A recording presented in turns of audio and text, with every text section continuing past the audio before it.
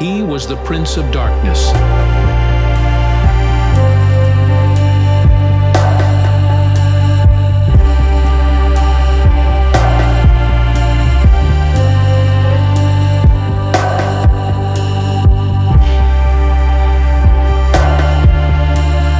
The voice that defined an era. But now, as time catches up with Ozzy Osbourne, he's revealing a haunting final wish. One that takes him back to where it all began.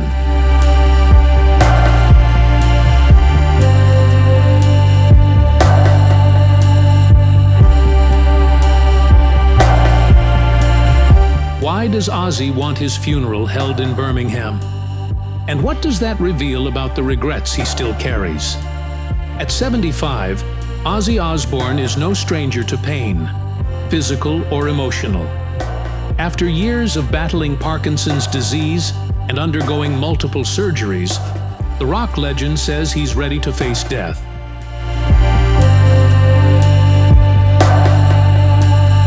But he wants to do it his way. In a candid moment with Rolling Stone UK, Ozzy made one thing clear. "I'm not going to have a fonding funeral in LA. I'm going to be buried in Birmingham. It's my home." For millions who idolized him from stadiums and screens, this might come as a surprise. But for those who truly understand Ozzy, it makes perfect sense. Birmingham isn't just where Ozzy was born. It's where his pain, poverty, and purpose began. Born in 1948 in a working-class neighborhood called Aston, Ozzy grew up surrounded by hardship. His father was a toolmaker. His mother worked in a factory. Money was tight. But music was his escape. This gritty industrial town gave birth to Black Sabbath, the band that would rewrite the rules of rock and heavy metal forever. To Ozzy, Birmingham isn't just geography, it's identity. And as he prepares for the final curtain call, he wants his story to end where it truly started. In recent years, Ozzy has suffered greatly. He's undergone 4 spinal surgeries, battled infections, and lives with tremors from Parkinson's. In his own words, "I just lie in bed, and I'm bored stiff."